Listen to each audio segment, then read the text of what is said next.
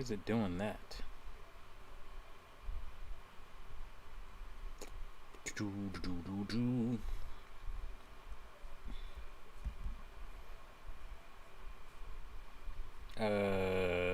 What?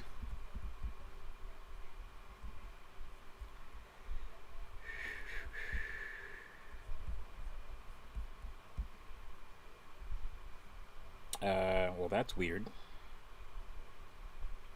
Showing the old chat.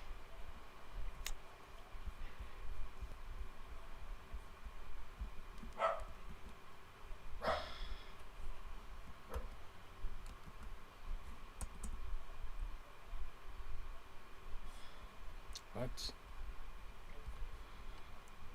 What's going on?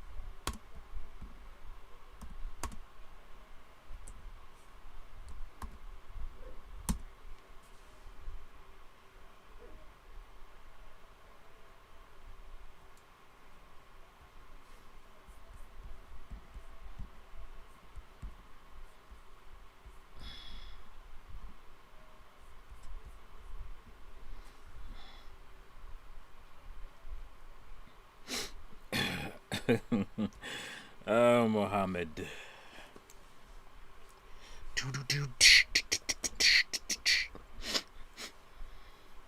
I would say they're pro-consumerism because they want you to consume more for less.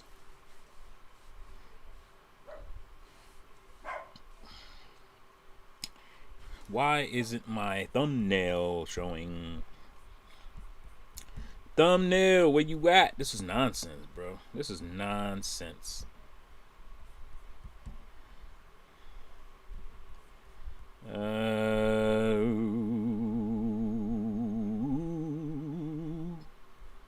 are you? There you go.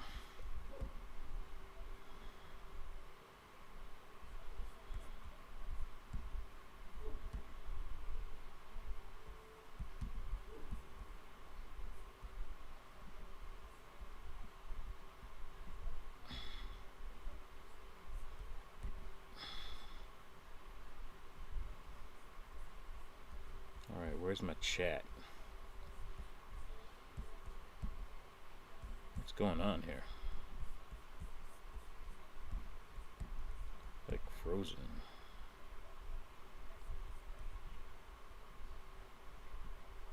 Where's my chat?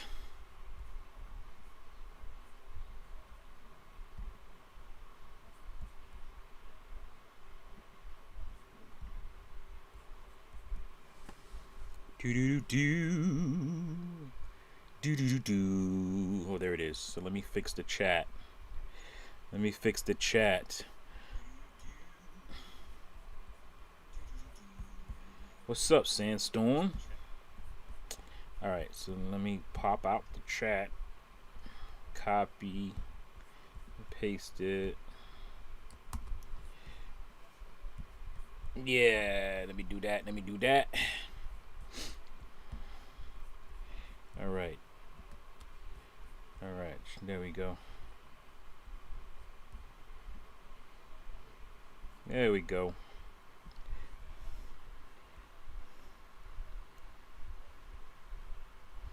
There we go. Not much chilling minutes. So I was like, let me do one, and then I'm having all kind of issues, where I was anyway.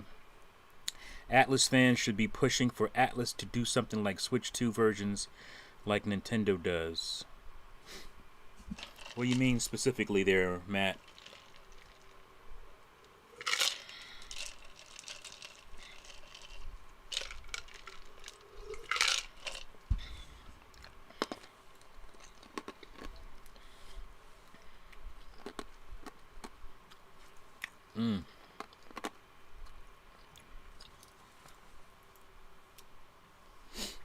We're gonna get into it in a second here. I don't know. Stream. I feel like my camera's too high there. I'm gonna bring that down some. That's better. I think that's better. Yeah, you see old boy Voltron in the back there, protecting my GameCube games. Charging $20 for a single new Donkey Kong World. That's wild. Yeah, that's wild. You ain't gonna get no excuses out of me. It's wild. I mean, I don't know everything about that DLC. I just think the fact that we got DLC for a game that's 2 months old, roughly. $20 DLC that looks like some update, like it just could be an update. Remember what we got from Mario Galaxy? Not Mario Galaxy, Mario Odyssey. The extra content, the VR stuff, the new modes. That is as significant, I would think, as this Donkey Kong stuff. I just think it's just too early. I don't know. I just think it's too early to have anything as far as DLC for that game. I mean, I haven't beat it yet. I mean, that's on me, but that's just too early. I saw this video from this kid. I don't mean kid disrespectfully. I mean it respectfully because I want to let it be known that since he's young, he's 19, and he's a huge fan of like the Wii U and Wii U era. And so he did this video, which is fantastic. I'm going to react to. I just can't do it better, so I'm just going to react to his video because he hit all the points that I would have hit, but he probably did it better than me, or I would have. So, and it just talks about how Nintendo is different. A lot of fans don't want to see it, don't see it. I just think a lot of it just don't want to see it because, video games, especially certain companies that you grew up playing, you don't want to see them for what they are when they're not what they should be. I'll just say that. And it's understandable. I get it.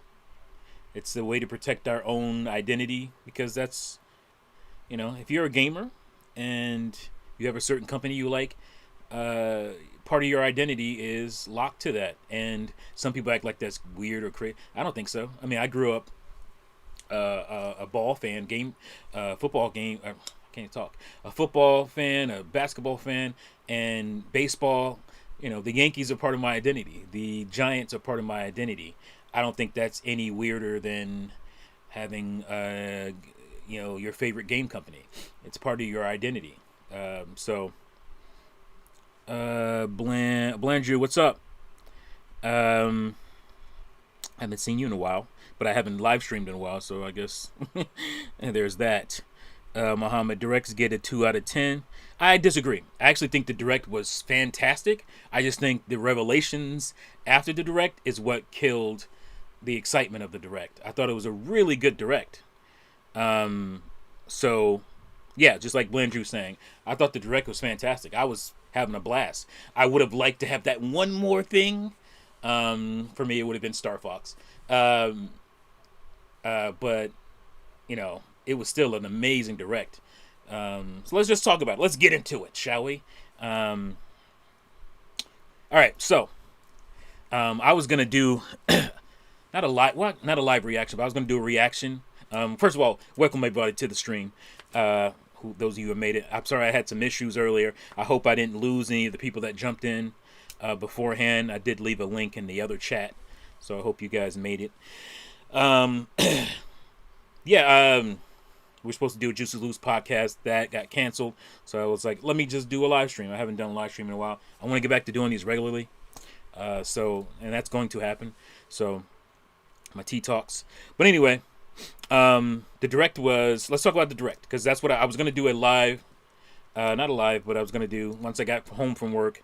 I was able to avoid any spoilers or anything like that, turn my phone off and all that stuff. So I was going to do like a live for me, kind of but I don't want to. I wanted to be able to sit back and relax and enjoy it and not be having to cater to my camera. And so I just watched it. And I thought it was amazing. Started off with the Mario 40th anniversary stuff. Which could have been its own direct because it was like 20 minutes, but fine, whatever. I'm glad it's fine. I'm glad they actually put it in here because that kind of mired some of the low moments in the direct. But if you guys can remember, because I didn't come in here with like a list of things. I think they did like upwards of 35 games, maybe 40 games in the direct. So let's just talk about Mario Galaxy, or not Mario Galaxy. Well, yeah, let's talk about that. So I'm going to talk about it first by saying, by the way I watched it in direct. So I didn't know anything about prices. Nintendo don't put prices in the direct. I don't know if I feel like they've done it before, but it could be, I could be wrong. But it was probably the best that they didn't put the price in the direct itself because that would have definitely soured me from the beginning. But now that I have time to reflect on it, I'm less sour about it. But anyway, all right, so they announced that the next movie is going to be Mario Galaxy. I think it's weird the way they're naming it, by the way. The Super Mario Galaxy movie. Just call it Super Mario Galaxy. It's not like people are going to think it's a game and when it's in the movie theaters. First one is Super Mario Brothers movies. Next one is Super Mario Galaxy. I don't know if you should have went with that. I probably would have went with World first, but maybe and introduce Yoshi there. But hey, whatever. But yeah, it's cool. And they're tying in obviously these beautiful games here. I'm just gonna pull these bad boys up. My lighting is killing. There we go. All right, so Galaxy 1 and 2, two of the best Nintendo games, two of the best games of all time. But, the what was I going to say? I was going to say Subspace Emissary. That's not right. The Rosalina storybook stuff in the library was fantastic, right? So that probably edges it a little bit. I don't know. I go back and forth on which one I like the best. I think gameplay-wise, there's a lot. I don't want to say a lot, but there's more going on for me in Galaxy 2. But I don't know. It's like, who's your favorite child, right? But anyway, this feels light. Where's my manual? Anyway, so they announced that they're mastering Galaxy 1 and 2, and it actually turns out that the Galaxy is not the one that's in. I'll use this as a reference because I don't have the game with me. I didn't want to go down and dig it out. 3D All-Stars. Mario 3D All-Stars. So I'm using the coins here, which these coins came out around the time of the 35th anniversary and the 3D All-Stars game, as you can tell by looking at this here. So, what was I talking about? Yeah, so it's not the version that you get here. It's actually a better version. You can tell that the textures are better. Obviously, it's also in 4K and all that good stuff. And so it's not. They did actually put in some work above what they did for the 3D All-Stars release. So that's good. And so you look at it like this, and you could say some people are going back. Well, it was $20 on the Wii U. I mean, come on. I mean, they're not gonna cater to that. So if you buy it physically, it's $35 a piece. Not that bad. Are there better? Obviously, have there been better deals out there as far as like HD remasters, compilation discs and whatnot, especially with Sony And I think that was like what 50. Maybe I'm wrong about. Maybe it was 60 when it came out. Um, but you talk about huge games, three of them for less than what you're paying for these two bad boys. But it's not that much off. Nintendo values their IPs a lot higher than most, and rightfully so in many cases. So it's not so egregious to me. The price of the physical. Now the digital price is a joke. Why is it more? You're basically you're trying to force people into buying the physical release, which is kind of weird. Um, but why are you charging more for digital? Like that just goes beyond like the tariff talk, and because there's no tariff, it's online. You download it. Um, I just don't get that. I don't get that at all. Um, but I don't think the price of the dual pack or whatever is egregious because they have done more work. And it's not. What do you, I mean? What do you $20 each? You know, Nintendo's not gonna do that. This and again, this is for a movie release. Yeah, they're gonna gouge a little bit. They're gonna make a little bit extra money. I'm not as bothered with the price of the physical as I am the digital. Why is the digital more? It should be less. I've said this for a decade now or more. Digital games should be cheaper because the company itself is spending less money to get that game to you. So that's not the biggest deal for me. But again, the direct itself, fantastic. What else did they do for Mario? They showed the Yoshi game, which looks phenomenal. Like, I love the way they experiment with the art style when it comes to Yoshi games. They don't do it as much. Um, who are you asking if they didn't like the direct? DGC, me or somebody else? Because I love the direct. I thought the direct was fantastic. I thought it was a great direct. Games wise, like I said, 40. I think it was around 40 games or something. Yoshi looks freaking amazing. Yes, Blandrew, it looks incredible. And I wish, because I saw some fan made thing maybe 5 years or so ago with like Mario, like a 2D Mario game, and it was like super like interesting like art design. And I wish they would do that more with Mario, but they saved that for Yoshi, I guess. I don't know. Um, but yeah, Yoshi looks fantastic. I was blown away by the art style, and I can't wait to play that game. Um, Hopefully, it'll be a reasonably priced, but I think it'll be $70 or something like that. But yeah, so all the Mario stuff was amazing. Then you get into like I gotta bring this up because I can't remember exactly what the games the cadence of the games announcements were. Did you see you window in like 8 years? I just like the Switch. I mean, Wii U Junior. Okay. It's which is weird to me because it's like the narrative right now is like everybody hates Switch 2. Switch 1 was beloved in many aspects, but everybody is hating on Switch 2. I think Switch 2 is doing. I think Nintendo's doing some egregious things with Switch 2. That's for sure. Let's see, almost like King Cole style action game where I don't know. I missed what you're talking about there. Um, Nintendo can do no wrong. Well, they definitely can do wrong. They're getting called on it. I think maybe not everybody's calling them on it, but I think a lot of people are. No Switch 2 games are actually in 4K. They are upscale with DLSS. I don't know the tech to verify that. I'll go with what you're saying there. It doesn't care about all the jiggly wigglies and all that stuff. I never did, even as a film guy who caters to that. Like I have to worry about aspect ratios and frames per second and all that good stuff. So let me bring up, see if I can find this here. Nintendo stayed the course. I don't need them going the PlayStation route and killing all their franchises. Is somebody whining about Nintendo IPs and whatnot, and why they still keep going with this? Because people love them. Why would you stop doing something that people love? That's to appease a few hundred people. That's nonsense. Let me close this because this is, I don't need that anymore. Yeah. So let me see if I can find a list here.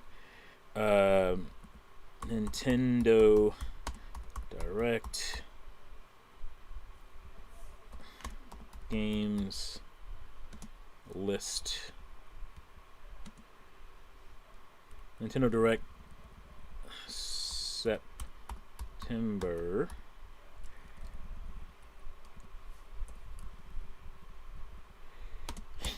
All right, let me see if I can, because I'm not going to remember 4 days ago. Here we go. Everything announced. I'm using IGN's list. So I'm going to go through. All right. Why they have? I wish they had it in order. Let's see it all. All right. They don't have it in order. Oh yeah, they do. Or is that in order? It's close. So Yoshi and the Mysterious Book, like I said, looked amazing. Power Rush Simulator 2. I like Power Rush Simulator. I have it. I have the first one on Steam Deck. Hyrule Warriors Age of Imprisonment. I don't even remember. I guess they did have a little trailer for that, which looked pretty good. Let's see. The Donkey Kong Bonanza, DK Island stuff. Again, $20. Like, come on. That should be free or at the max $10. But we shouldn't be talking about DLC for that game, like I said earlier. I'm not going to get back into that, but still. Metroid Prime 4 Beyond. They had the little trailer, showed the Metroid bike, the Samus cycle or whatever you want to call it, looked pretty cool. I will say that open area shot, it looked pretty empty and kind of bland looking. It reminded me of some of the quote unquote vistas from Star Fox Zero, which weren't the best. So I just got a Star Fox Zero vibe from that footage. Mario Tennis Fever. I want to be excited for Mario Tennis Fever, but I haven't been excited. I've been excited for Mario Tennis games previously to no avail because they usually turn out to be disappointing. Mario Tennis and Mario Golf. I had a famous live stream, reaction live stream to a Nintendo Direct from a few years ago where they announced Mario Golf for Switch. And I was like, oh, Mario Golf! And the game was not that. But I will say, it looks cool. They have a story mode, which I believe comes from the Game Boy ones. I don't think they've done that since then. Correct me if I'm wrong. 12 Feet Tall says he's going to buy Prime 4 on Switch 1. I'm going to get it on 2. Well, I don't know if you have maybe you're saying it because you don't have a Switch 2. But it's a $70 game on Switch 1 even. And you don't get the benefits of, again, the jiggly wiggly flops. So there's that. Where's Mario Football? Another tennis? Yeah, I know. I don't know about football. Who cares about Mario Football? Strikers was a disappointment after GameCube one being so great. But, yeah. We'll see what happens with tennis. But I'm cautiously optimistic on that one. Let's see. Pokemon ZA, I don't care. I think the setting for Pokemon ZA is bland. I'm looking at those buildings and I'm like, I went to film school, but we did like dabble in like some 3D 3D design, 3D rendering, just for like green screen backgrounds, right? And I'm not I'm being a little facetious here probably, but I'm like the program we use was Cinema 4D. I think that's still a pretty top tier program for even like Hollywood movies. So Cinema 4D. And I remember like making this building in Cinema 4D back in 2008, 2009, that I used for a school project, and I felt like my building that I made, not being a animator, looked better. Looks better than the buildings, and I gotta put up a photo or something of that when I do an impressions video, just talking about this stuff here. But I think my building looked better than the buildings in Pokemon ZA today. So 2009, me not being an animator, doing something in Cinema 4D, which I'm not like a master of or anything. I think my buildings look better. But that game's doing that for me. And since we're here, again, the direct, I didn't know. So I couldn't judge that. But you're going to announce a $30 goddamn DLC before the game even drops? Like, I've complained about that from other companies way before this. And there's no way in hell I'm not going to say anything about Nintendo doing that. You're going to announce DLC for a game that's not released yet, that still has some time before it releases. You're going to announce why even do that? Like, what you think, what people are going to go, maybe, I guess, do people pre-order DLC? I don't know. But that is insane. You're going to announce DLC for this game, and it hasn't even released yet. That makes people feel like you're keeping stuff out of the game that would have been in the full game. You're selling it to them separately. That is some greedy stuff. That's just filthy. It's filthy. I don't know what else to say. But yeah, that was probably the most egregious thing. Because we didn't know, I don't think we knew the price during the direct, but the fact that they would announce DLC to a game we don't even have yet is despicable. There's just no way around it. I mean, they mentioned a lot of DLC in this direct. I wish this would have been a more focused, like, the future of Switch 2 direct. But this is just, I'll talk about this in another video as far as how directs are today. But yeah, and it's not just nostalgia. It's not. Because I went back and made sure I did some research. But anyway, so you got Mario Wonder Switch 2 edition. Again, so that game is that? No. I'm thinking of Donkey Kong Bonanza. So Bonanza, if you buy it, complete edition, you're talking about $90. That's crazy. But back to Mario Wonder, Switch 2 edition. The Bella Bell. It seems like these things that they're adding are just really bare bones, just to make you feel like you're getting something with the upgrade that should be free. Like, there should be a natural upgrade, that you get with these games. I remember my fear used to be that video games, or at least home console gaming, would get too close to PC. This is one area I wish it was like PC because these should be free updates. I mean, they just should. And the inconsistency, like I said, Mario Odyssey gave you all these extra things to do, including like a VR mode at no extra cost. And it bothers me. It really does. But I did enjoy seeing more of Metroid Beyond. Switch 2 edition, I believe that is $70. So I think both editions, I think they're both $70. So if you have a Switch 2, it makes more sense to get the Switch 2 version, because that way you get all the upgrades and all that stuff. But either way, even if you just bought the Switch 1 version, you could upgrade to Switch 2. Makes really no difference. But yeah. Everything is extremely expensive with modern Nintendo, says 12 Feet Tall. Yeah, we haven't even, I don't think we even gotten to the most, I said egregious, but I think egregious doing the direct. There is some more egregious stuff coming up here. So we have Pokopia, which looked pretty cool. Pokopia, is it Pokopia? I think that's how you pronounce it, Pokopia. Tomodachi Life, which I'm a big fan of.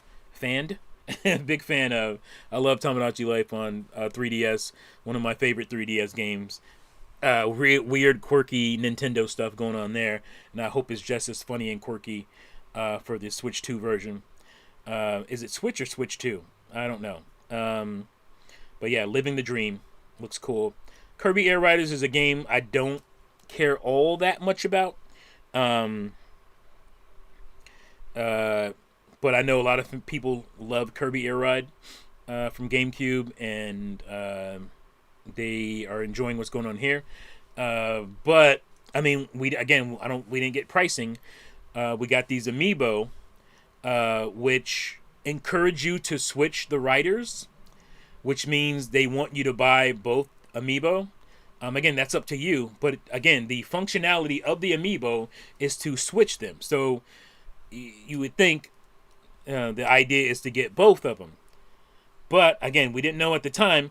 But $50 is, and please tell me I'm wrong about that, for the Kirby Amiibo. Is it $50 for Amiibo? We've gone insane, Nintendo. We've gone completely insane.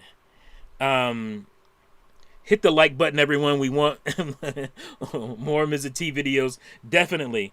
I'm trying to grow this channel. You might not have seen that announcement. I am actually actively, that's why you've seen more videos from me. I'm actively trying to make this my main thing. So any way you could help out would be great. Become a channel member, hit the Patreon, whatever you can do. Just come to these streams and watch the videos and hit like buttons and all that good stuff. All that helps. So whatever you can do. But yeah, Kirby Air Riders, those Amiibo, I believe it was $50. I could be wrong about that, but at the very least it's $40, which is still insane. But also, yes, the Mario Galaxy Amiibo, that reminds me. We saw those. I thought nothing of it when I saw the Direct. I was like, oh, cool, Mario Galaxy Amiibo, definitely getting those. But those are also $40. I just think that's atrocious. So I'm looking at, I pulled out a couple of Amiibo here. We have the beautiful Samus Returns Amiibo. I can't even see myself here. Let me get back to where I can actually see me so I can see how this is working here. You have the illustrious Samus Returns Amiibo. I guess they didn't make a lot of these because these are like $200 now, which is insane to me. The asking price online as far as collecting and whatnot goes, they're $200. I think this was $30 when I got it. I feel like this was $25. I could be wrong. Correct me if I'm wrong. But this is a fantastic Amiibo. It's still encased, but I did use it. As you can see, I cut the bottom out of it so I could use the Amiibo itself. But yeah, this is huge. As far as Amiibo go, quality is fantastic, and I think this was $25, if I'm not mistaken.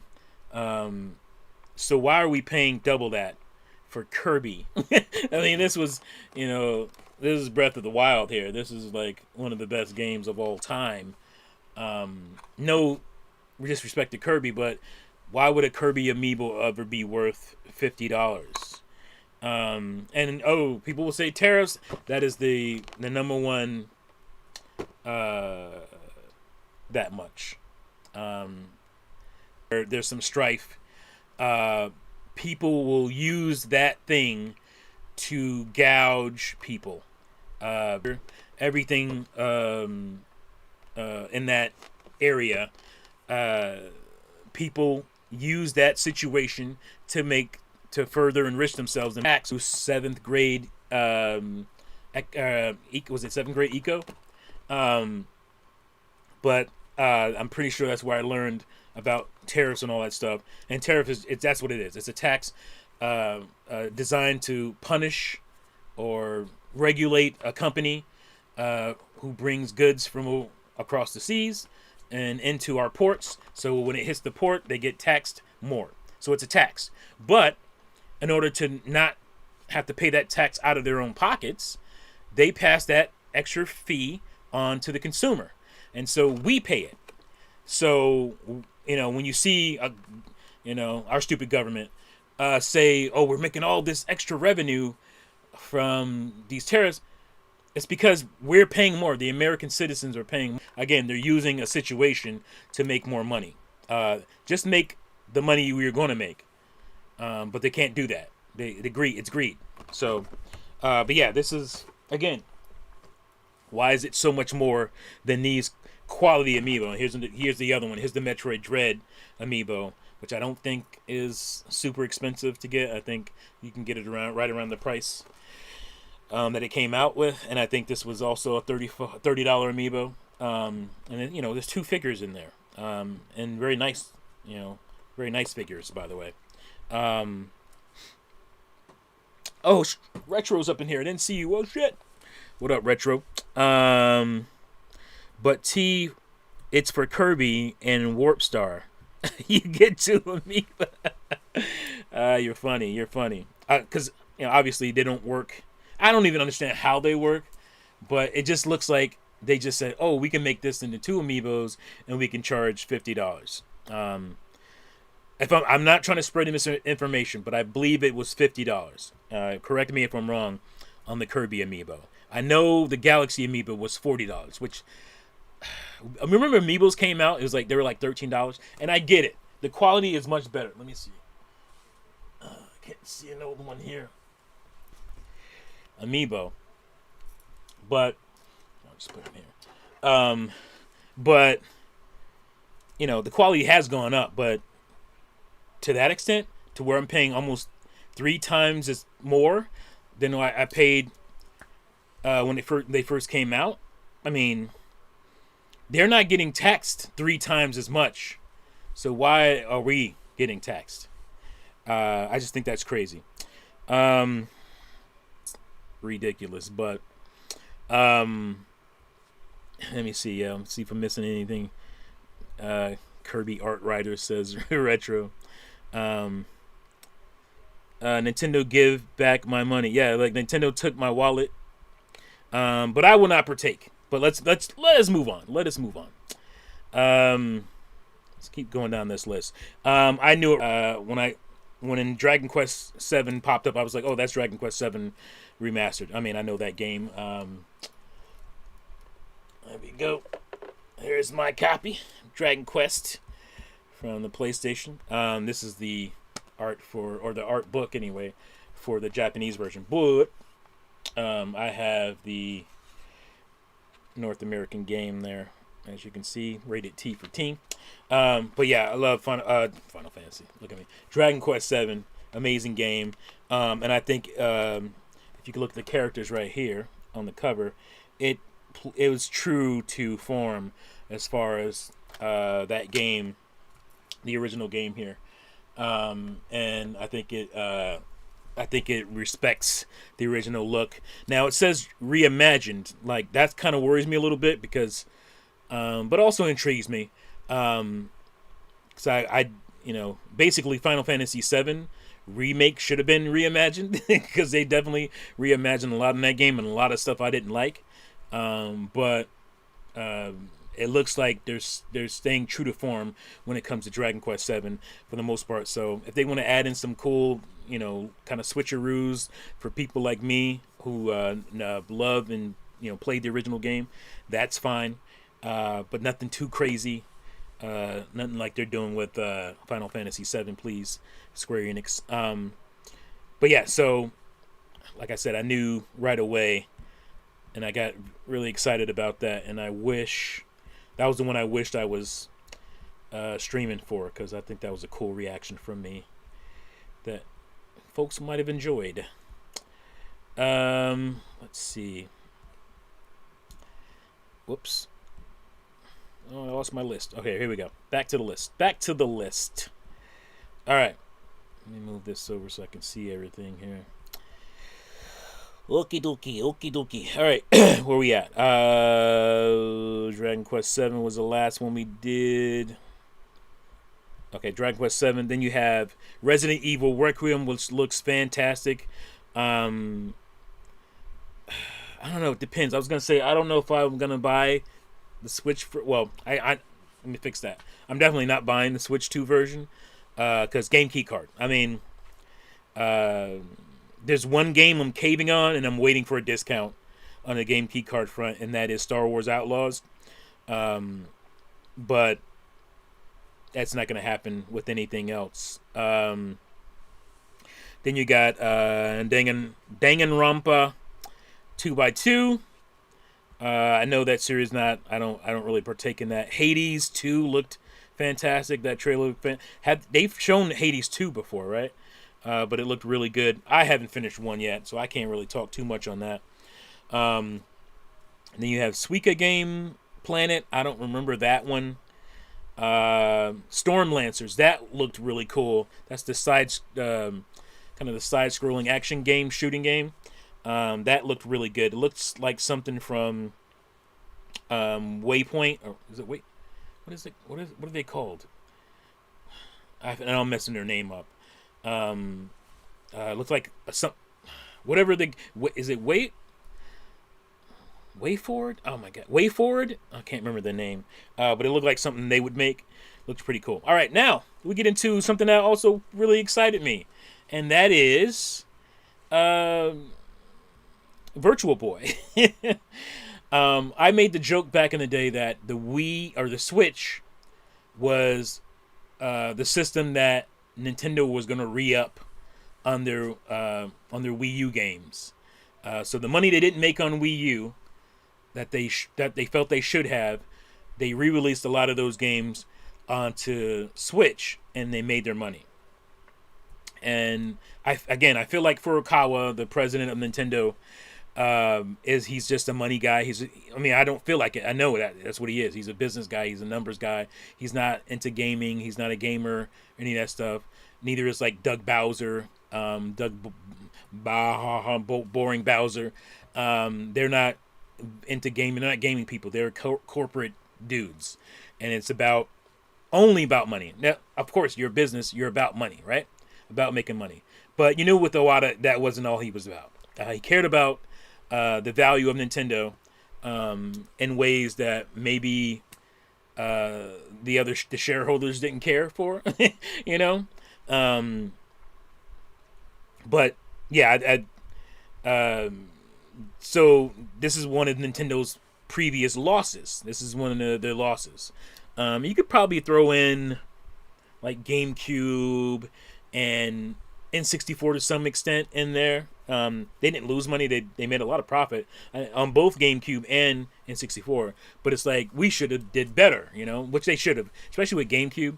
N64, I think they ended up where they should have market wise, but I think the GameCube obviously should have been close to the top as far as market share that era, but it wasn't. So that's why we have instead of Virtual Console, that's why we have Switch Online consoles where you can rent games for Nintendo's retro systems like the N64, Super Nintendo, so on and so forth. And now Nintendo's like, well, we lost money on Virtual Boy. Let's make our money back. So to play these games, you have to have a Switch Online account. This expansion pack, I'm pretty sure that they bring back Virtual Boy. Because if you try to buy a Virtual Boy and the games, if you're some nutty collector, it's going to be expensive. You're going to be over $600 easy. Just trying to get the console itself and a few games. So I wish that for all the Virtual Console but you can't do that on Nintendo. Only rent, because they give you, they sell you hardware that would basically only work for. I have to buy a piece of hardware that's only a block of plastic for a Virtual Boy cardboard decal. Like, come on, that's nonsense. It should be Oh no, my side here. I'm seeing a strong stream. Never use a potato for every whatnot. Something. As far as choppiness goes. Yeah,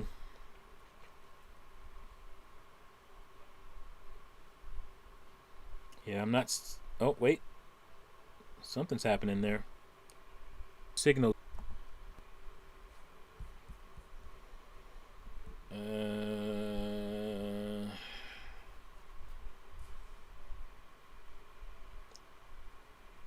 All right. Yeah, that was on my end. I have two. I have two Wi-Fi connections in my house.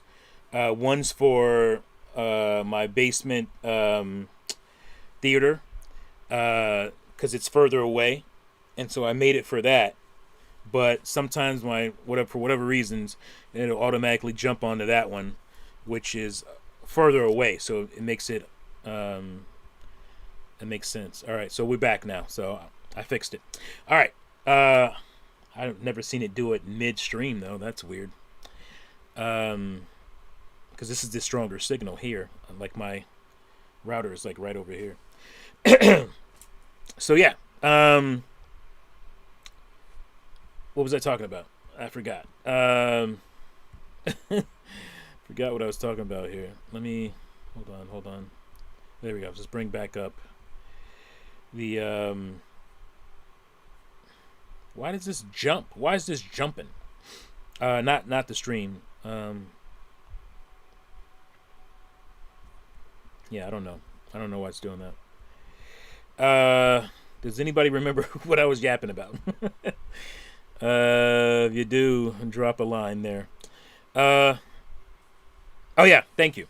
Thanks, 12 feet tall. Yes, Virtual Boy cardboard over expense. Now, the shell for the plastic shell or whatever for the Virtual Boy, fantastic. I saw that. I was smiling. I was like, this is really cool. This is Nintendo. I love when Nintendo, gets, honors its history and whatnot. What a cool way to do that. But it didn't. What also a terrible way to do that in hindsight, because they want $100 for that hunk of plastic.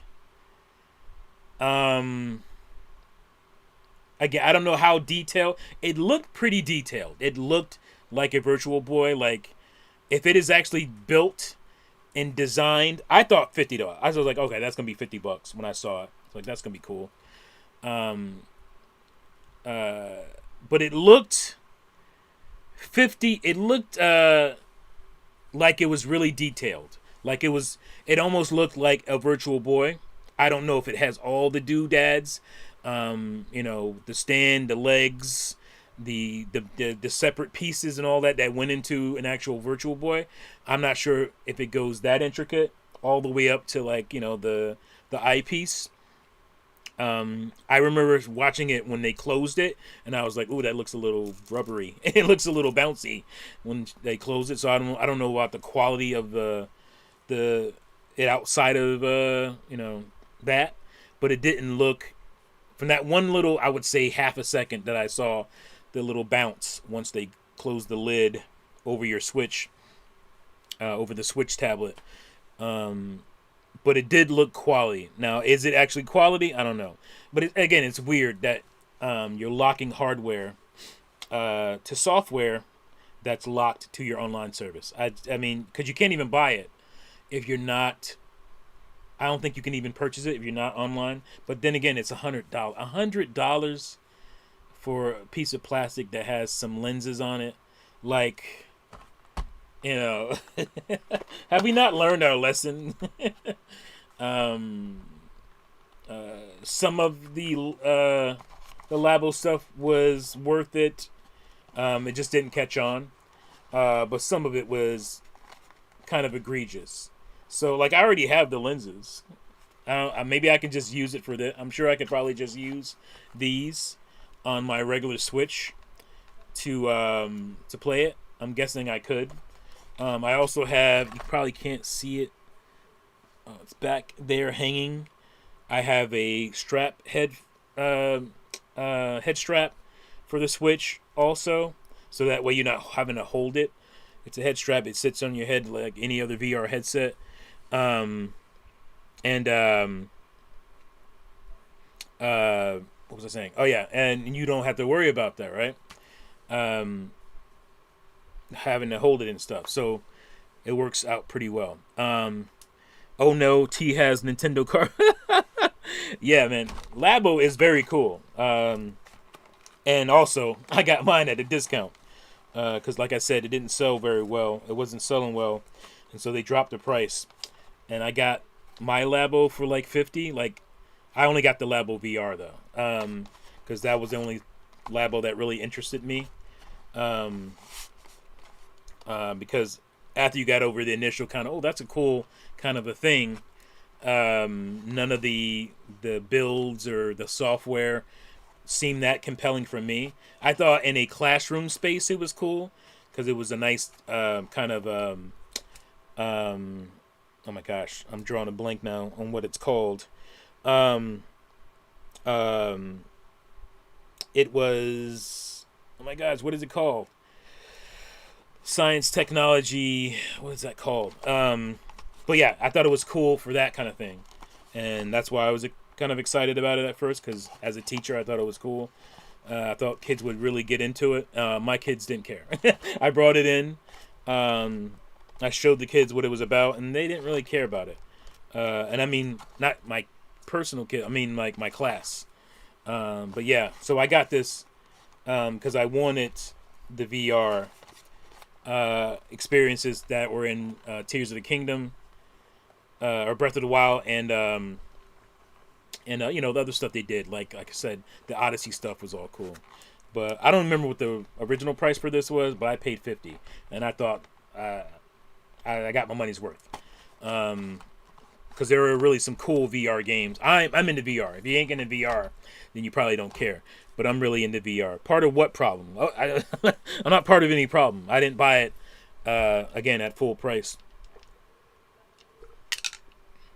I bought it at the price that I thought was of value to me. Let's see. All right, let's get back to the list here. Again, I'm not going to go through everything because not everything matter to me. So Dinkum. Oh, that's the game I thought was kind of cool. Papukam. That looked pretty cool to me. Interesting anyway. Mortal Kombat Collection. We already know about that. Final Fantasy VII. Retrograde. Remake Retrograde. Don't care. Linked Banner of the Spark. Don't even remember that. Fatal Frame 2. Again, that was another game that I got really excited about during my stream or during me watching it. That I knew right away that was Fatal Frame. And I thought, oh, that's cool. Dragon Quest 1 and 2. Some of this stuff must have been in like the highlights reel or something because I missed it. Let's see. Little Nightmares 3. Persona 3 Reload. Disgaea 7 Complete. Virtua Fighter 5. Revo. That's cool. That's coming to Switch too. Monster Hunter Stories 3 looks great. Dynasty Warriors Origins. Another game that announces DLC before it releases. I'm like, really?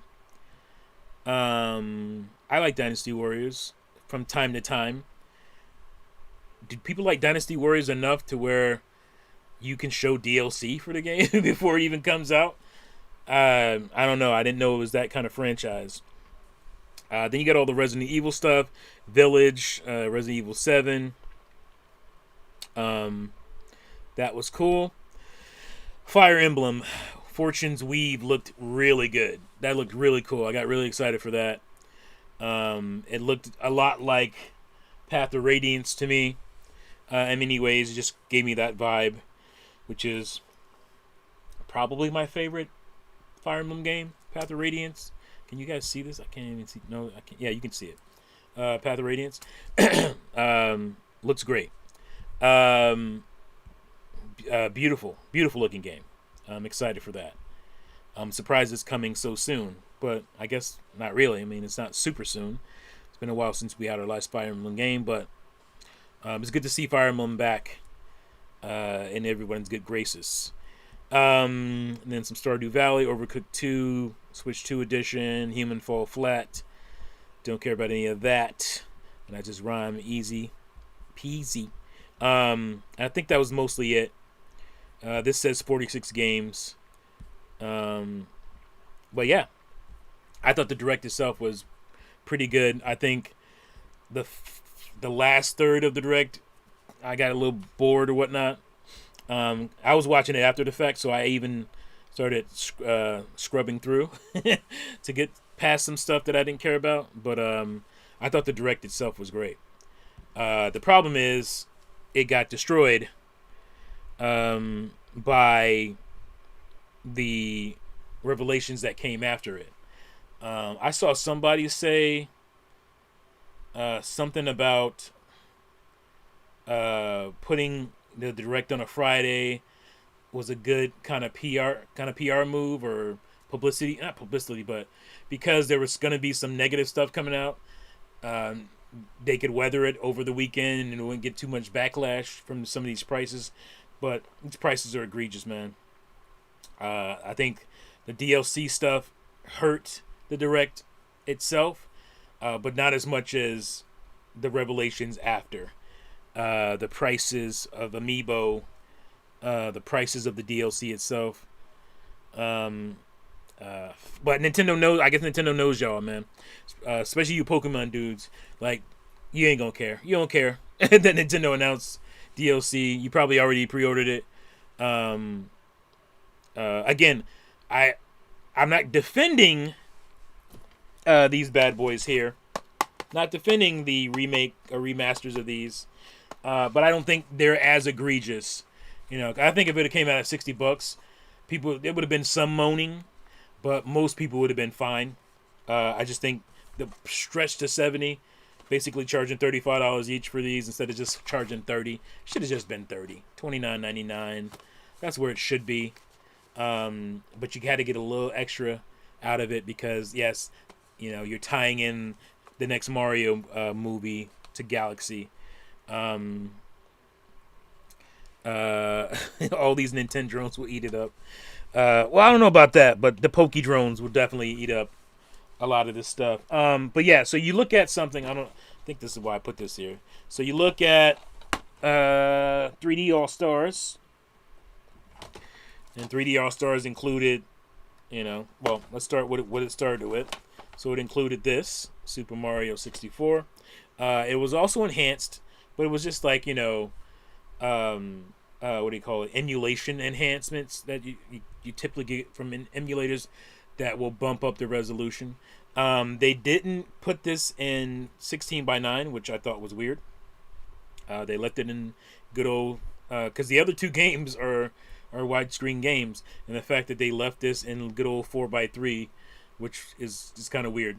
But it was enhanced visually as far as textures and sharpness and the fonts, or the not the fonts, but you know the words. What do you call it? Icons and lettering and all that stuff was redone, I believe, because it was super blurry. Would be super blurry, just blowing that stuff up. And then you have Galaxy, or not Galaxy was next. Mario Sunshine, nobody's favorite 3D Mario game. Some people, I don't know, some people really love this game. And I just found I wrote a script for a breakdown of Super Mario Odyssey or Super Mario Sunshine and why I think it's not good or not up to par when it comes to 3D Mario games. And I'm gonna make it now because I mean it's like 6 or 7 pages long, and I just found it. I'm like, why didn't I ever make this? I never recorded it. I don't think I ever recorded it. So I'm going to do that. But yeah, so Sunshine and obviously, as you already know, Galaxy. This came in the 3D All-Stars pack for Switch. Again, I don't have the game because I didn't want to go down in my basement and pull it out. It's down in one of the totes down there. So I'll just use this as my 3D All-Stars representative. Pretty cool little coin thing here that came out during the 35th anniversary when this game came out. So yes, you have 3 games on this, and it was $60. Um, so I again, even looking at that, obviously you're getting less games, but Mario 64. What is its digital worth today? $5, maybe 10. Um, and again, this Galaxy is not the version you're getting in the 2 pack. It's actually an enhanced version from that. So again, it's right on the cusp as far as being greedy, egregious. But again, with the tie-in and all that, I this is the least of my worries as far as what I think they're gouging for.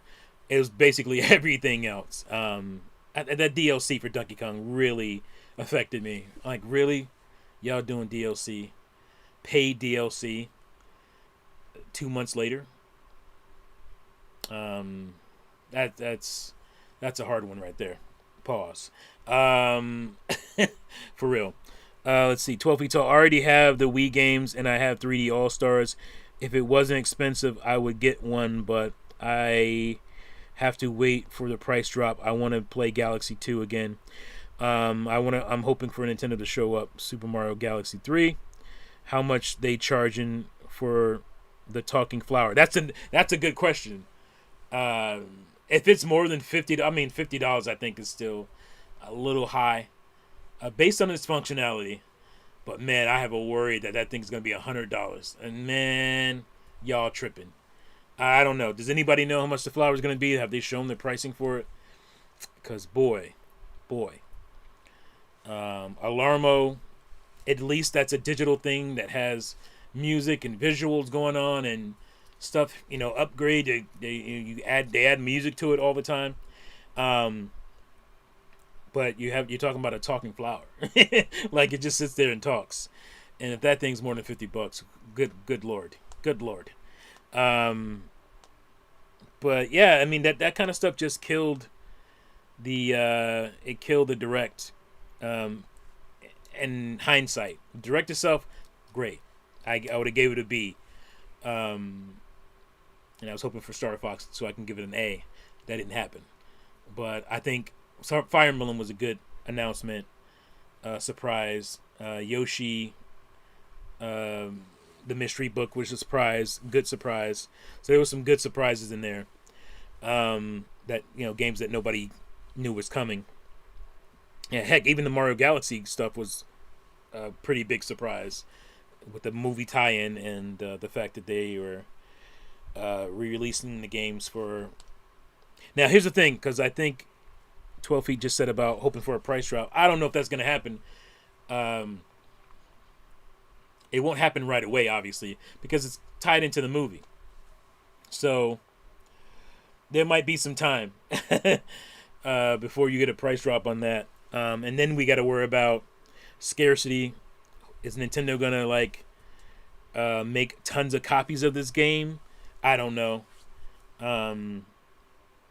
But if you just want to play, if you want to play 4K Mario, there's ways to do that right now. You don't have to pay a dime. You don't have to have a crazy PC to do it. You can get texture packs and all that stuff that make the game look really nice. 4K, 60, 120, who knows at this point. The people are doing out there. But I want that physical copy. It's a Switch 1 game. But it gets those enhancements for Switch 2, which is cool. Again, it's I'll just give me 60. I'm happy with 60. That's what I expect from Mario Galaxy. 60 frames and some nice sharp textures. I don't need 4K. I mean, it's cool. I guess to have it, but doesn't really move me. Let's see. Three Houses and Crafted World both came out the same year. We getting a repeat of 2019. No, because I would guess maybe Fire Emblem what is it called? I can't remember the name of the subtitle for the new game, but maybe that and Three Houses is on par with each other. But ain't no way Craft the World, from what I've seen, is on par with the mystery book. Craft the World is don't think so. Luigi's Mansion 4, that would be cool. I think we'll probably get that for sure because Luigi's Mansion 2 and 3 sold phenomenally well. So I think that's definitely going to happen. But yeah, that's my impressions there. I don't know what else to say.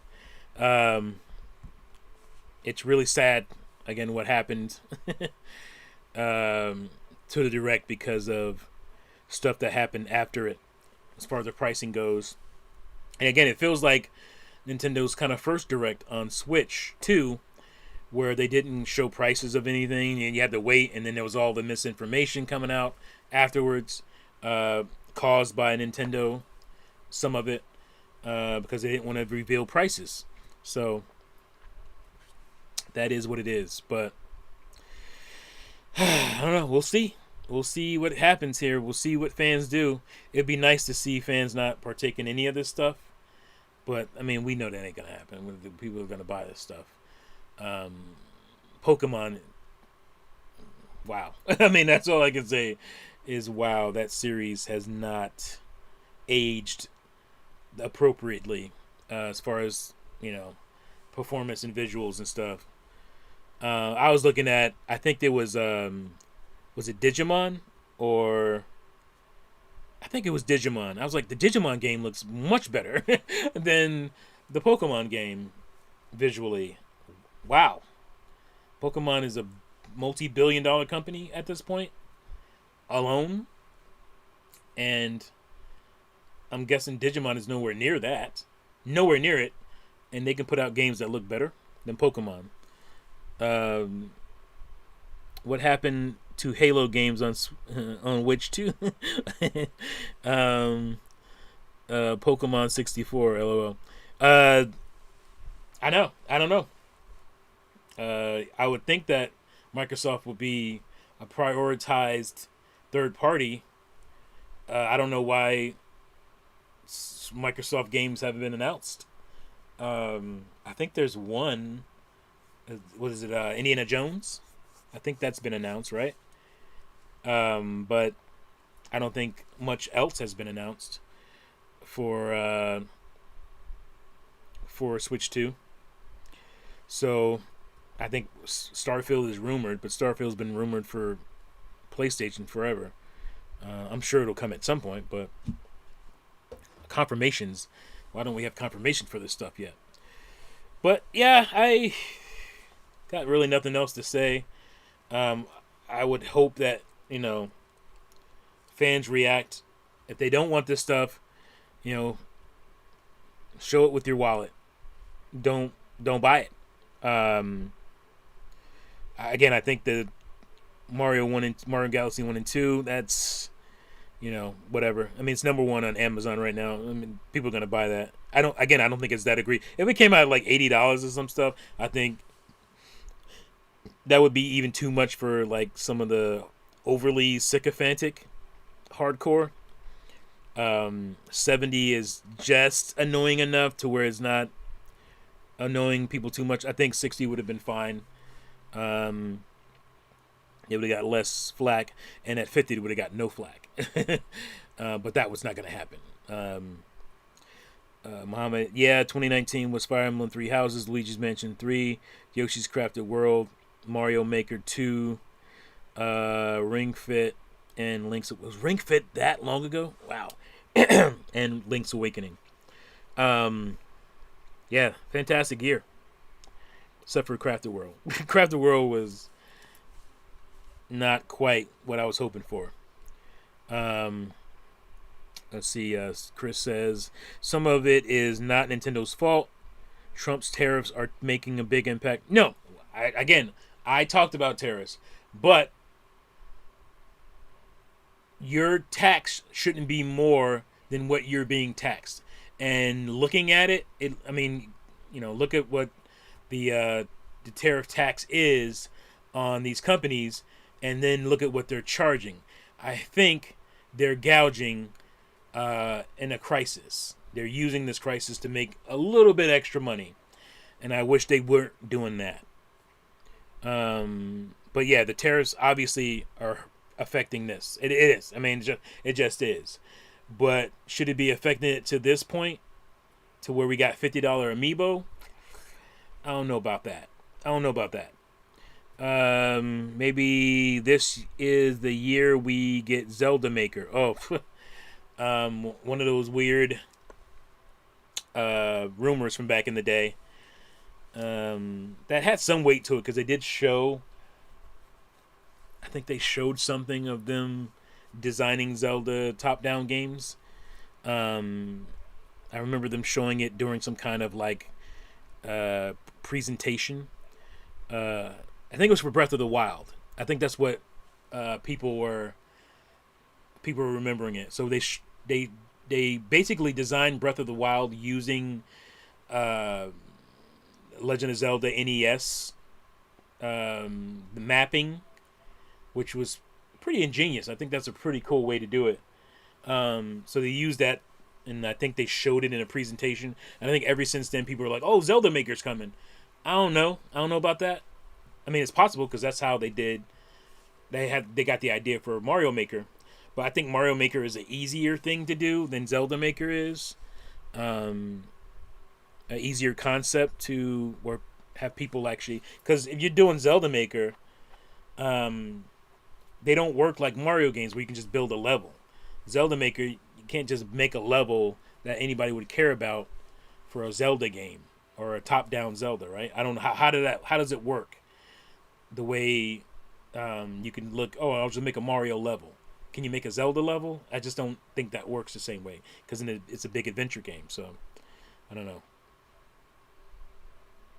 Amiibo are $50. Yeah, Chris, I think it's only the Kirby ones because they come in two pieces. I guess that's why they're deciding to charge that. I don't know. Why would I want Zelda Maker? It sounds so boring. Yeah, I just don't know how you make that compelling. I could see a tool for people to make a full-on like Zelda adventure. Like I remember like RPG Maker back in the day. If you're talking about something like that, okay, I see that. But how many people actually like or played and liked RPG Maker? I don't know anybody. It won't catch on the way Mario Maker has, because Mario Maker's like quick. You make, take an hour or so to make a level. RPG Maker, you're building an entire RPG, 20-hour plus RPG with dialogue and characters. That takes a lot longer. Again, even me, like the nerd in me, likes that idea, but I don't see me having time to sit down and build like a Zelda adventure, But it would be cool. It's a cool concept. But yeah, I don't know if you guys have heard of RPG Maker, but they did that with that game back in the day. So I guess you would go that route. Or 3D Mario Maker. Yeah, that could be cool. I don't know if you guys have seen that Dream thing that people are working on, Dreams game. That launched on PlayStation, I think. It's on PC. I don't know if they sell it anymore. I think it got discontinued. 12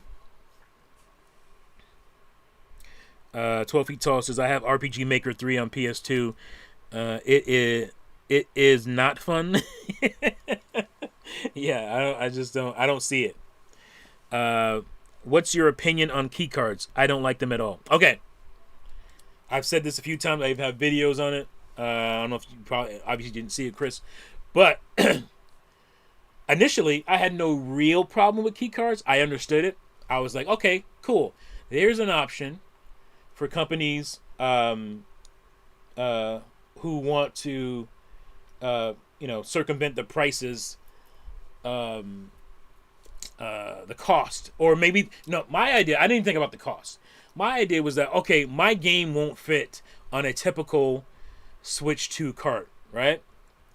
So, because of that, I have this key card kind of workaround I can use. So I thought it would be for games that just didn't fit on Switch 2 carts, right? I was like, oh, okay, that's a cool option to have.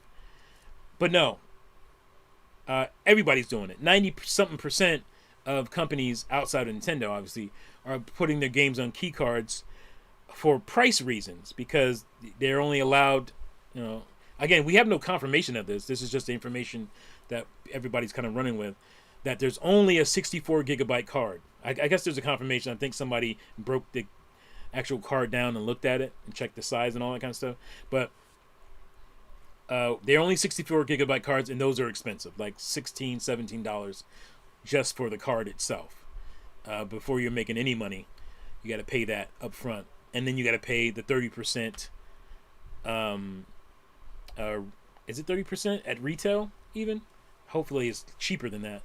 And then you can get money. And then you make money. But, so I thought it was going to be that. I was like, oh, that's fine. That's a cool workaround. I have no problem with that. But again, everybody's using them.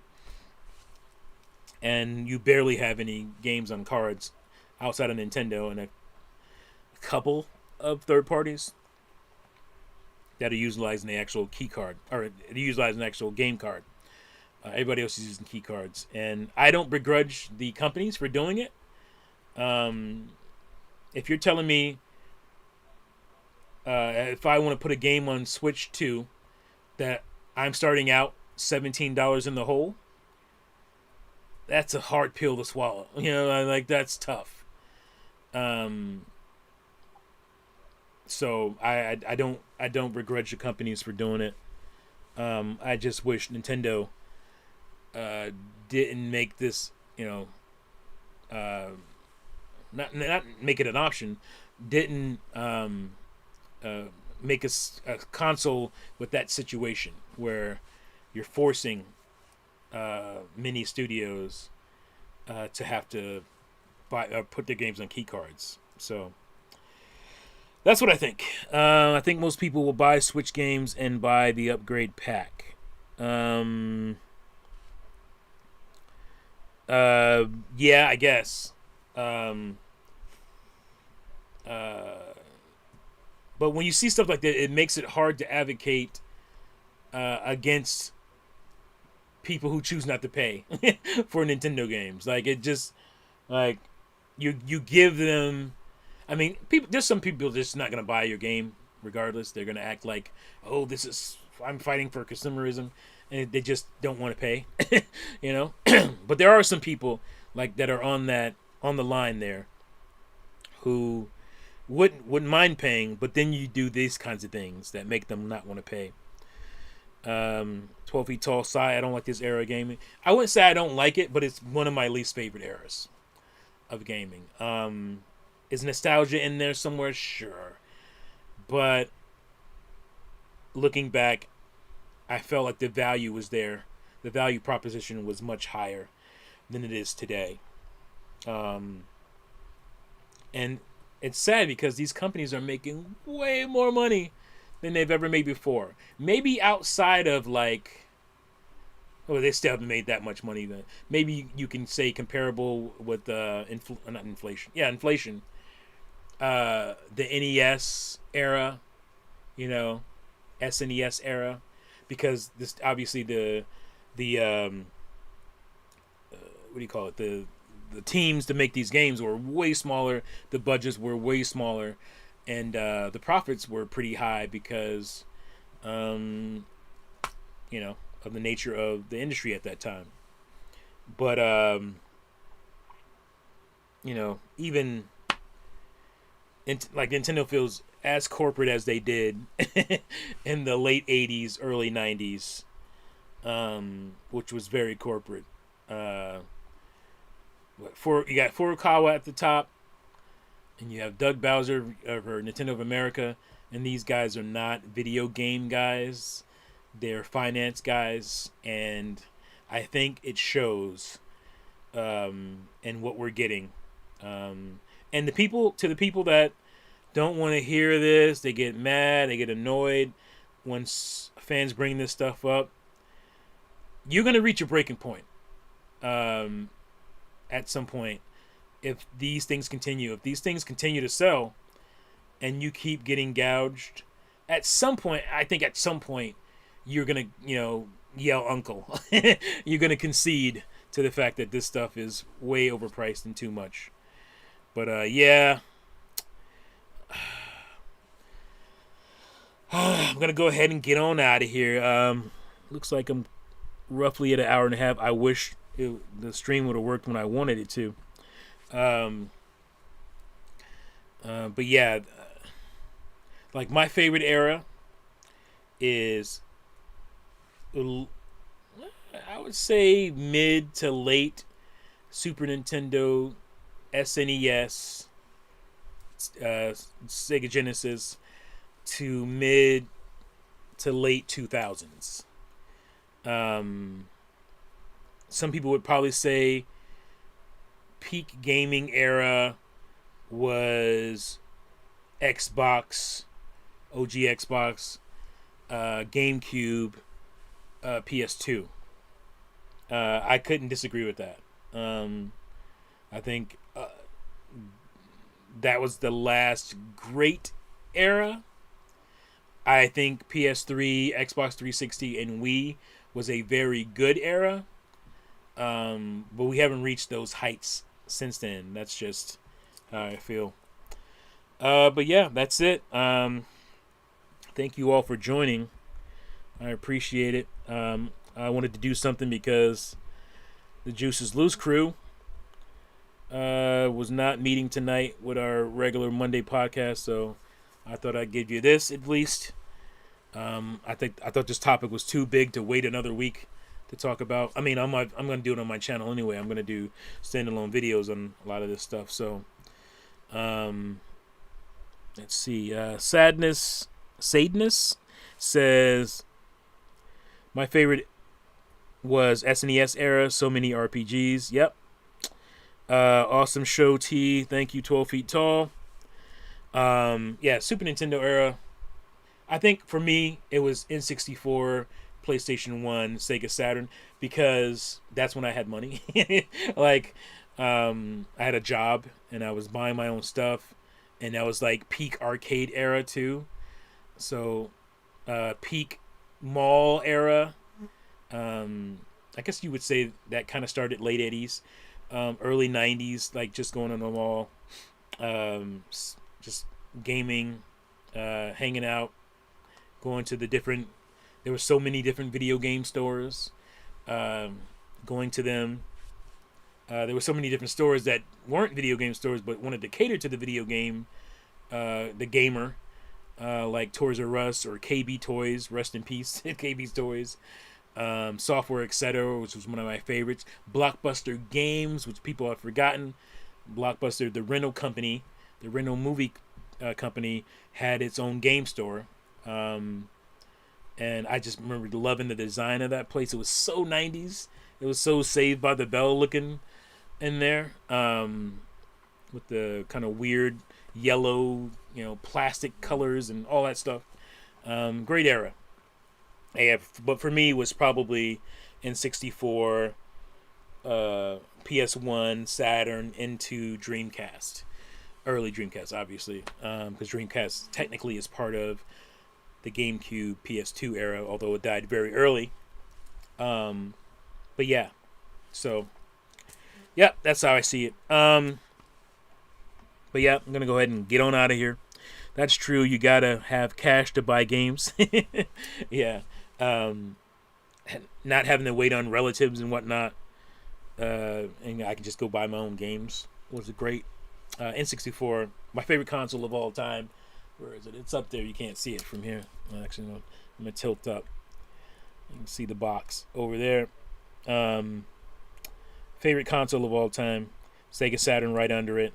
Those two, my two favorites of that generation. This fly is getting on my nerves. Yeah, it was a great era. Great era for me. That's when I really became a gamer. That's when I started saving all this stuff. Instead of just trading it in for the new thing. Remember, you used to do that? You just trade everything in so you can get the new console. That stopped during this era for me. And then I went back and picked up or rebought a lot of my... Actually, I had my Super Nintendo. I had most of my games for Super Nintendo at that time. I I kept my Super Nintendo. That is my day one original Super Nintendo. Um, I went back and bought, Sega Genesis. Cause I think I traded a lot of my Sega Genesis stuff away, but I got my Sega Genesis.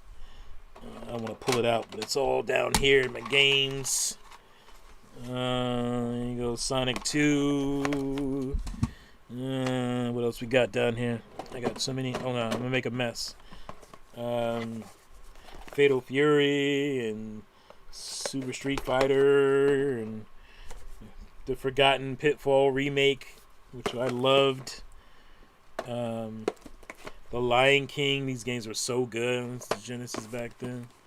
And here's my OG Model 1 Genesis. I have both. I have the Model 2 as well. But I got that later with... because I think I sold my Model 1 at some point. Or traded it in for some Super Nintendo stuff. And then I got it back later with the Model 2. I got the Sonic 2 Sega Genesis with Sonic 2 in it. What a fantastic game. Still my favorite Sonic game of all times. But yeah, man, love this game. Love this game. Peak Sonic to me. Just didn't really get any better. Not that it got terribly worse. But as far as 2D Sonics go, did you see this? I think a lot of people sleep on. This is a really good game. Jurassic Park for Sega Genesis specifically. The Super Nintendo ones weren't that great, but this one is great. I love it. I think it's a really good game, and it blew my mind graphically back then. I'm trying to put this stuff back. I'm making an uber mess.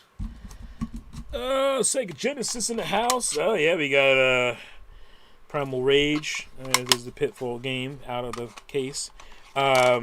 Midnight Resistance. This game does something to me, man. Look at that. You don't even see anything on the cover there. Just this weird guy shooting.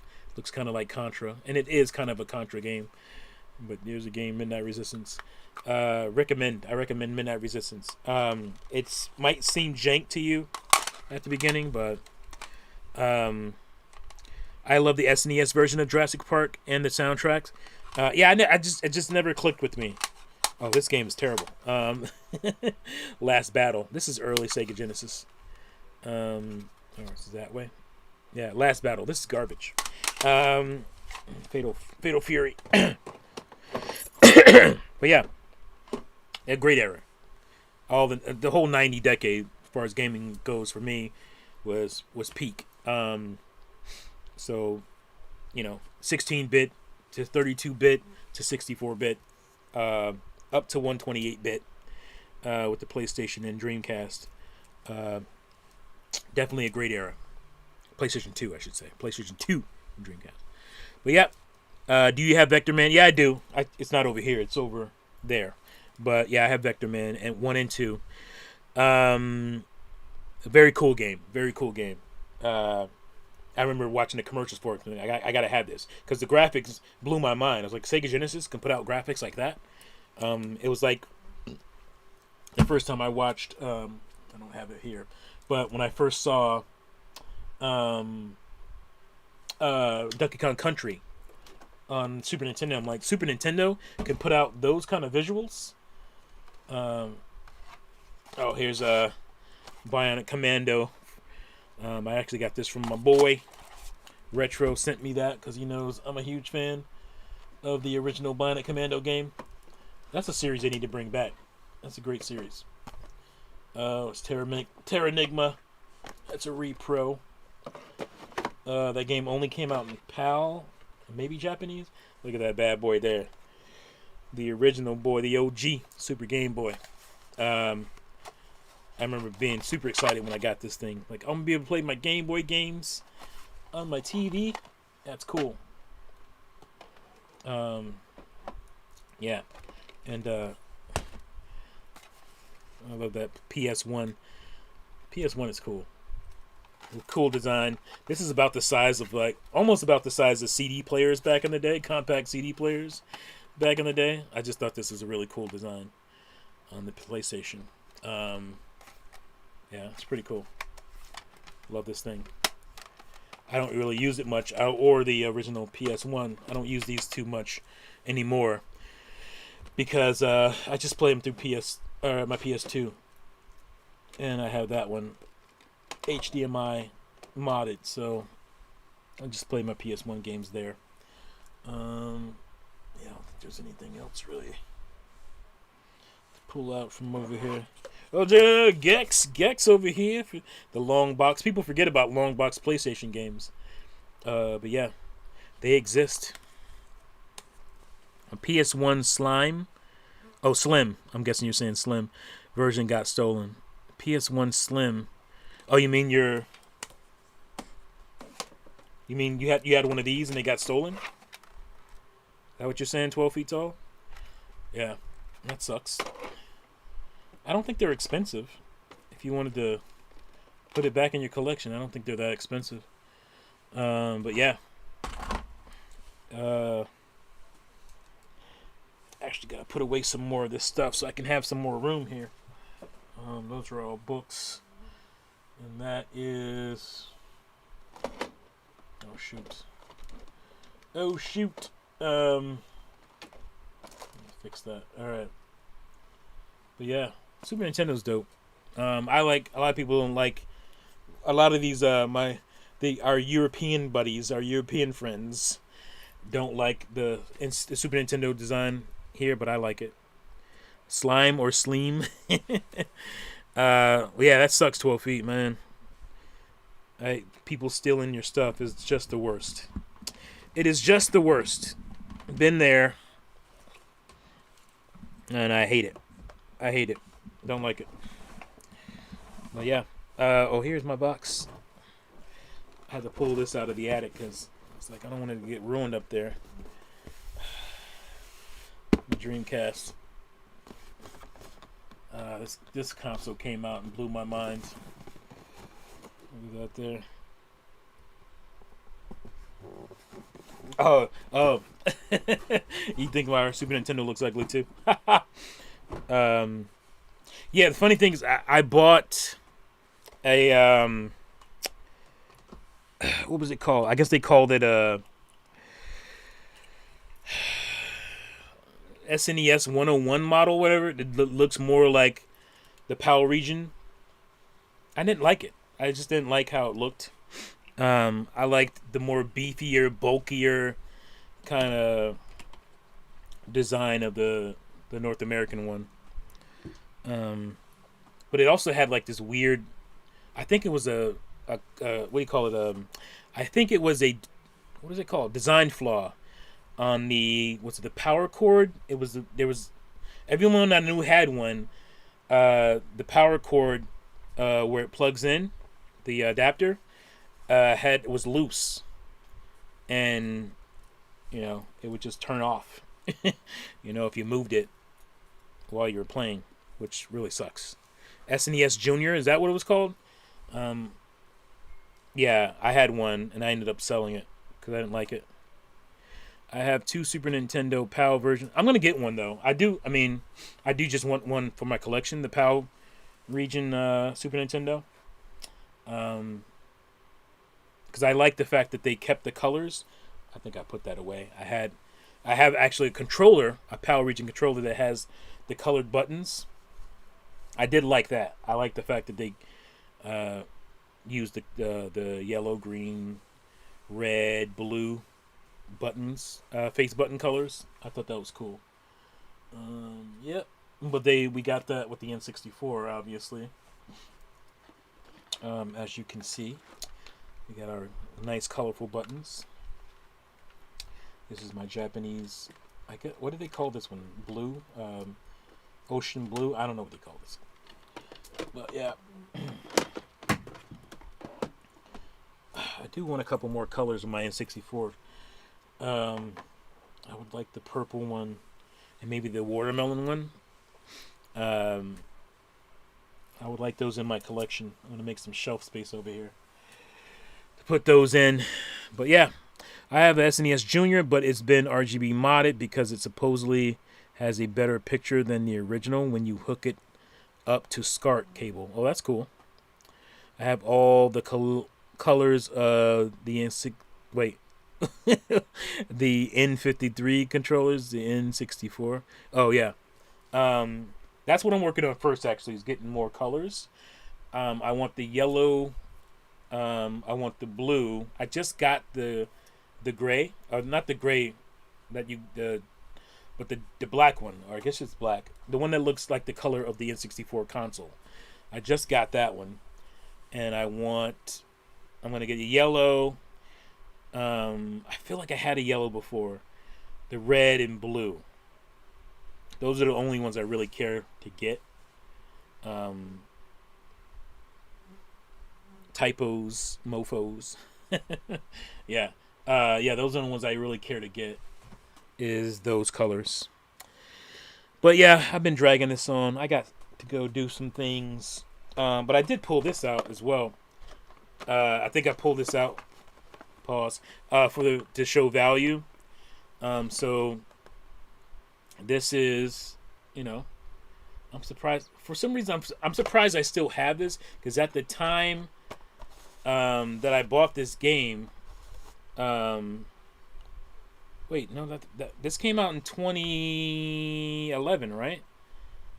So yeah, this is like right before I moved up to Mass up here. Um, uh, there was a gold one too. Yeah, I don't care about the gold one. Um, I saw it. It doesn't really do anything for me. But if I find it for a good price, I'll probably buy it, because I'm just a N64 nut. But speaking of gold, so you get this. You got this back in the day. You got the game. You got the Wii Motion Plus, not just Wii Remote, but the Wii Motion Plus. Obviously, you needed it for this game, because that's the only you can't play this with a regular Wii remote. And you got the Orchestra Soundtrack CD, which is fantastic. I still listen to it today. You got the soundtrack CD, you got the game, and you got the controller, which is, I mean, how cool is that? It's great. And this was $70. I want to say it was $69.99. How much would a game cost that had a controller in it today? Like the controller for the system. How much would it cost? Yeah. How much would that package cost? Be well over $100. I'm guessing $120.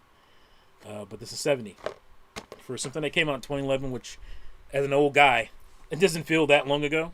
I mean, I get it; it was a while ago, but it just doesn't feel that way. And the fact that we're paying as much as we're paying now, I was gonna say something about the box. I'm surprised I still have this box in such good shape, because of the volatile time period when this came out. That I was able to hold on to this. Obviously, it's got bruises and dents, and I don't care about that. I'm just happy to have this freaking thing. I have the PAL version, but yours looks way better because it's real gold. You're talking about the box, or are you talking about the N64? That sold out fast when I worked at Best Buy. I had to hide one to get it day one. See, I don't even remember, like, I probably pre-ordered this, knowing me, but I don't remember it being like crazy to find or any of that stuff. I remember seeing it sitting on shelves, but it probably wasn't that long. But yeah, knowing me, I probably pre-ordered this at GameStop or something. But yeah. Oh, the Skyward Sword box. Okay, yeah. Is the PAL one like not gold? Is it more like blue or something? Yeah, so Wii Remote Plus, Zelda Music CD. Yep, still have it to this day. Still rock it. It's on my playlist on iTunes. I still listen to it. It's great.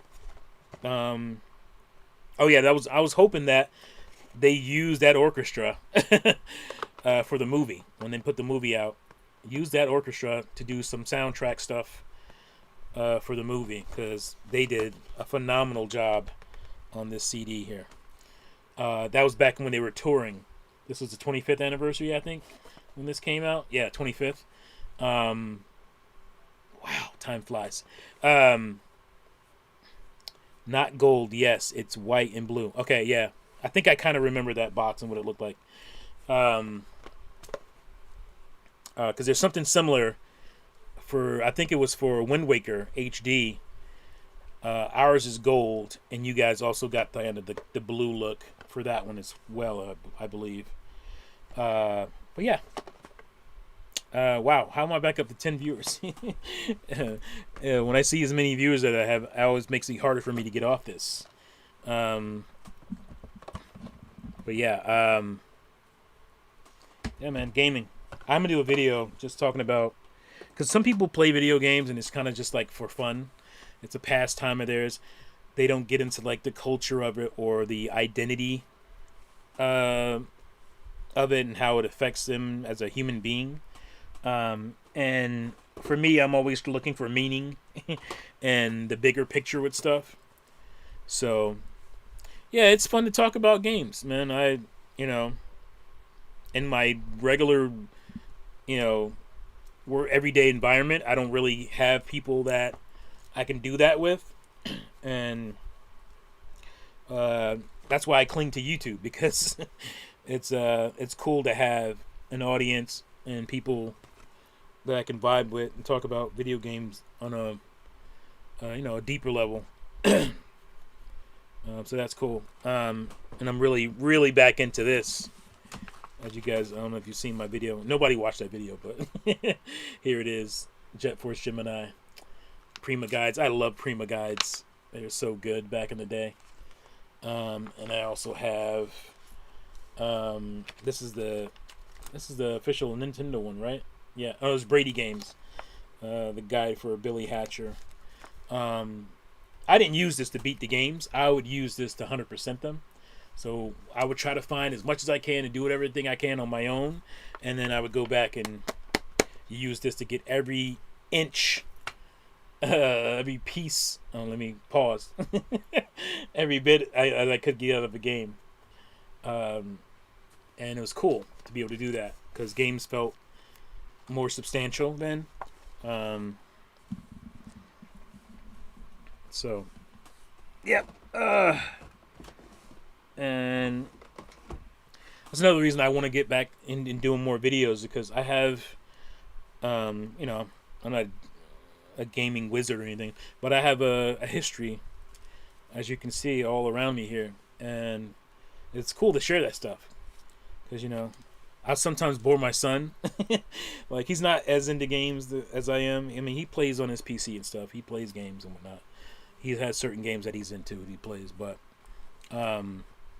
so I'll sometimes bore him to death just telling him stuff. I don't know. I don't think I'm boring. I think he's somewhat interested, but I don't think he's super interested in everything I have to say. And so I'll go into some diatribe about some game and the history of it. And Billy Hatcher was great and underrated. Yes, I agreed. I'll go into the history of it and I'll bore him with that. But, he's not overly into it. And that's why it's cool to have this channel, because I can do that to you guys. And a lot of you will care. Except for when it came to my video on Jet Force. I mean, it was a long video. But there is an opening, like 26 minutes or so, where I'm just like talking about the game before I show gameplay. So you look at it and like, oh, that's an hour-long video. I'm not watching that. So I'm going to cut that opening part off of it and put it up and see if it gets some views. But I love Jet Force Gemini. It's one of my favorite games of all time. On my favorite console of all time, the Nintendo 64. People are like, why is Nintendo 64? It only has blah, blah, blah amount of games, 300 games, blah, blah. I'm like, well, I'm a human being, and 300 games in the 1990s was quite a bit, enough. I had other consoles, and 30 of those games really blew my mind back in that time. So that's why I like it. Some people like long videos. Yeah, they do. But the algorithm doesn't. I think it's more of an algorithm thing. I think a lot more people would watch if the algorithm wasn't so jank in the way it gets things to people. I don't like the fact that you have people subscribe to your channel and they miss your videos because I'm like, if you subscribe to a person's channel, I think that's a priority thing. I think you want to see their videos. So if you're subscribed to a person's channel and your videos are not showing or their videos are not showing up, that's a problem. I think that's whack. I don't think the algorithm is working well with that. 12 feet tall. Me too. Jeff for Gemini, still the best action adventure game I have ever played. Still no game like it. I mean, again, that game blew me away. Jet Force Gemini, man. So underrated. Not enough people talk about it today. So I'll talk about it every chance I get. If I can. It's just a great game. They don't make them like that anymore, man. They don't make them like that anymore. Or this beautiful, beautiful game. The best thing ever invented for collectors is these little plastic box covers or box protectors. They're fantastic. Like I don't, because I used to be like really like scared to handle my game boxes, but I don't get worried about that anymore. Those other consoles in the 90s did not have Ocarina of Time or Majora's Mask or Super Mario 64. That's why everyone, yeah, you know, I think the N64 overperformed because of games like those, because of the rare gems, you know, your Golden Eyes, 007s, your Perfect Darks, your Banjo Kazooies, your Donkey Kong 64 sold 5.5 million copies. I wish people would stop hating on that game. It had a mechanic that was an issue. Some of the collecting, that's the mechanic. Some of the collecting was a bit egregious. But you didn't have to 100% the game. You could have still played the game and had a lot of fun with it. Quake SRK failed? No, it didn't fail. It sold less than the Super Nintendo. Quite a bit less. But it was a very profitable console and a very well liked, loved console. Still to this day is much more beloved. I think people talk about it more than they talk about the PlayStation even, which is crazy. I'm gonna try to hit this fly. I'm probably gonna miss and knock over my light, which I did. Oh, he's toying with me. Yeah, I mean the PlayStation sold 100 million units, N64 sold 33. I mean it got smoked. But it was a very strong number two. Not pause, but it was a very strong number two. And people just loved the N64. They just did. A lot of people did. And still do. I think there's probably way more N64 videos on this website than there are PlayStation 1 videos. Or people talking about PlayStation games. I think N64 was just that console that, even though it didn't sell as well, it sold 33 million units is nothing to scoff at, especially in that era. You might think of it now as like, oh, that's not that much, but the highest selling console before the Super Nintendo before the N64 was Super Nintendo, and that was 50 million units, 50 million, and roughly 40 something for Sega Genesis. Oh, this is so annoying. This fly is really getting on my nerves. I'm trying to murder a fly here on live. And he's probably just gonna fly up here and laugh at me. Yeah, so it wasn't like it was crazy. What was crazy was PlayStation selling 100 million units. That was the crazy thing. Not that N64 sold 33 million. Um, I think it overperformed for how much it costs. Those N64 games were expensive, and for how much it costs and the lack of the variety of the other consoles at the time. Um, other consoles being PlayStation and Saturn. The lack of that, it still did very well. I love my N64 much more than my PS1. Me too. I mean, you probably just chalked it up to be me being a Nintendo fanboy or something, but I just I have more fond memories of it than on my PS1. I love my N64, or I said already. Played Diddy Kong Racing every day with my brother and sisters when I was a kid. Ah, good times. Good times. So many memories with Diddy Kong Racing. And just 1997 was just a memorable year in general for me.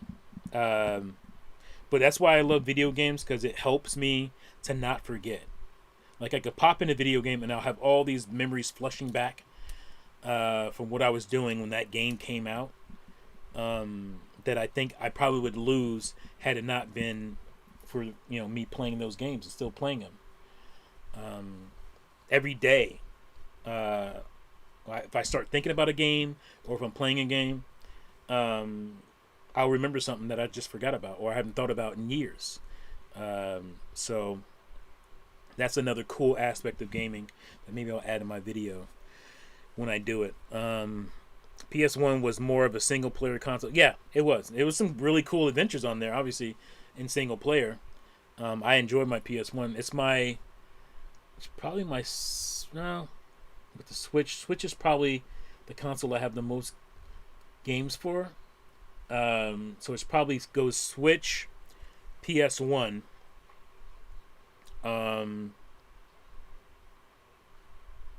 No, actually, Switch.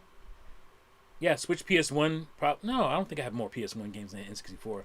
So it's probably like Switch. Oh my gosh, what is my second? I know Switch I have the most in. What is the console that's next as far as how many games I own? Probably GameCube. Not Wii. Somewhere in there. Stealing eggs in multiplayer in Donkey Kong or Diddy Kong Racing. We had both PS1 and N64 at that time. Yeah, I had it too. I had my N64 first. I bought N64 day one. It was the first Nintendo console I bought day one because I had money. I just graduated high school that summer. So when the N64 came out, I was working. I had just started engineering school. I think I might have actually flunked out by then, because I think I started it in summer, and so the math was killing me, and I fought and I tried. I really wanted to be like a robotics engineer. I wanted to make robots. It's just something I'm obsessed with. So when I talk about mechs and all that kind of stuff, my obsession goes back to me being a kid. So I thought I'd be a robotics engineer, but the math was just math. It's just not my thing. Certain types of math. I mean, obviously, general math I'm fine with, but when you get into calculus and physics, my brain goes to mush. My creative brain goes to mush, and I can't deal with it. Look at me rubbing my forehead just thinking about it. But yeah, I think I was either about to flunk out or had already just flunked out when the N64 came out.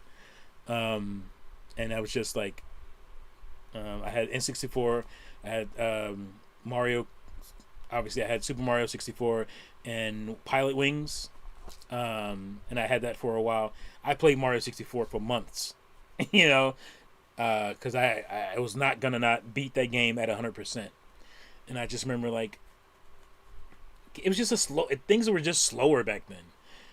So I had that, but I also had my Sega Saturn, and so I was playing tons of stuff on there. I didn't get a PS1 until mid 97, early 97, somewhere around there. I held off on a PS1. Um, but yeah, and that was like the last console I bought until the Dreamcast in late 99. I was also playing a little bit on PC. My uncle had given me his PC. And so I was, and PC back then was super jank as far as like optimization and stuff goes. Like people complain today, boy, like I wasn't really into like understanding hardware for PCs and stuff. I just want to put the disc in, and my console brain. I was taking my console brain to PC gaming, and it was kind of like with the math. I just didn't want to budge on what I wanted to see happen versus what actually happened with that. But yeah, wow, I'm having some memories here. But yeah, I got a PS1 in probably April or something of '97. Like I got it right after Turok, or somewhere around the time when Turok came out. Whenever that came out, Turok Dinosaur Hunter for N64. I remember getting a PlayStation a little bit after that. So I think it was early. It's like April or May or something that I got one. GameCube finally had a disc, but they were still not enough data. I made a video about that years ago. I think it's nonsense to put it to the disc size, because on PlayStation 1, I mean, let me see. I don't want to knock everything down here. But on PlayStation 1, this is not one of them. I'm trying to find one here. I had multiple games that had multiple discs, and it wasn't a problem on PS1. Why was it a problem on GameCube? Hell, the Xbox and the Xbox 360 and the current Xbox has multiple disc games. Baldur's Gate for Xbox has 4 discs. I had to install it. I felt like I was installing an old IBM computer or something, installing software into it. 4 discs I had to put in that thing before I could play it. I had to download data from 4 discs. So why was it a problem on GameCube? So because before GameCube, multiple disc games weren't a hindrance, and after GameCube, multiple disc games weren't a hindrance. And on GameCube, there were multiple disc games on GameCube. Resident Evils and stuff that I have multiple discs. So why is it a problem? Why was it a problem on? Why do people go to that? I don't begrudge you for thinking that, but I see all the time videos on YouTube where guys are like, "Yeah, man, the multi-disc, not enough size or not enough space." I'm like, well, 2 discs was not a problem. You could just put game on 2 discs. I have multiple PS1 games that have multi-discs. I have a few Sega Saturn games that have multi-discs.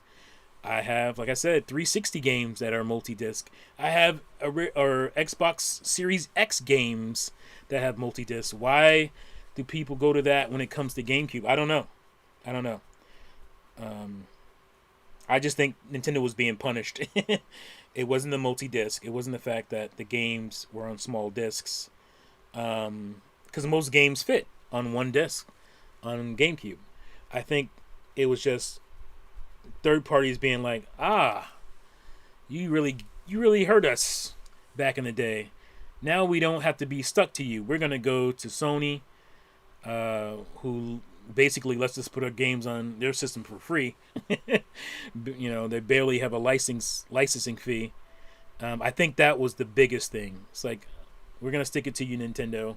We don't need you like we used to, and you can't, do what you used to do to us. I think that was more of what was going on there. And, Yamauchi had kind of an iron fist ruling style. I think, he was a little stubborn. Rest in peace. And I think he kind of, angered some third parties.